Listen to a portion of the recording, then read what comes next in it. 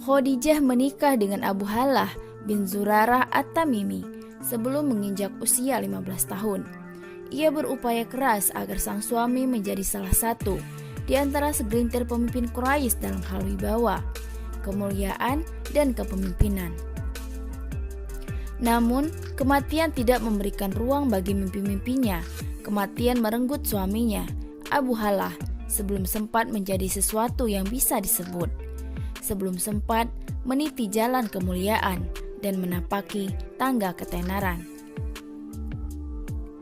Setelah beberapa lama pasca kematian suaminya, Abu Halah bin Zurarah At-Tamimi, salah seorang lelaki terkemuka Quraisy, datang lalu menikahinya. Ia adalah Atik bin Abid bin Abdullah Al-Makhzumi. Khadijah melahirkan anak darinya. Namun pernikahan ini juga tidak berlangsung lama. Khadijah, pemimpin kaum wanita Quraisy itu pun hidup sendiri lagi, tanpa suami saat usianya belum menginjak 25 tahun. Khadijah terus menjalani kehidupan seorang diri, tanpa didampingi suami, hingga usianya mencapai 40 tahun.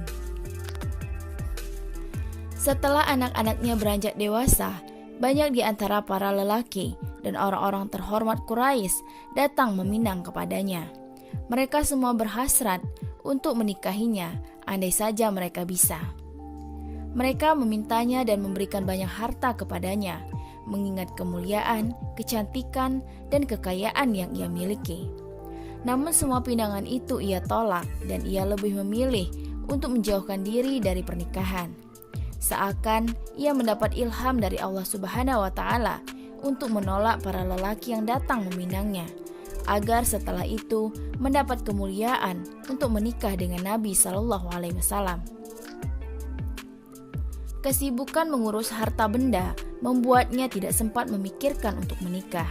Ia memutuskan untuk menginvestasikan dan mengembangkan harta yang ia miliki secara adil dan halal melalui perdagangan yang sudah biasa dijalani kaum Quraisy. Hingga ada 2 perjalanan rutin yang biasa dijalani kaum Quraisy untuk berdagang. Perjalanan menuju utara ke negeri-negeri Syam yang disebut perjalanan musim panas, dan perjalanan ke selatan yang disebut perjalanan musim dingin.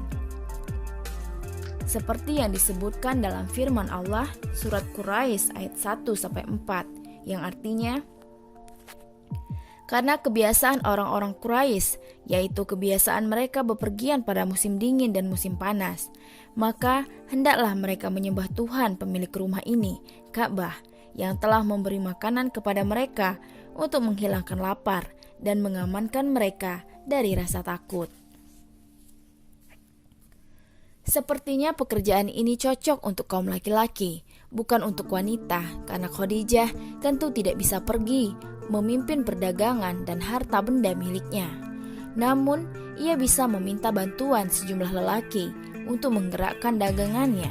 Akhirnya, Khadijah menyewa jasa sejumlah lelaki untuk tujuan ini. Demikianlah sejarah singkat terkait pernikahan yang pernah dialami oleh Ibunda Khadijah radhiyallahu an, sampai akhirnya beliau menikah dengan Nabi Muhammad sallallahu alaihi wasallam.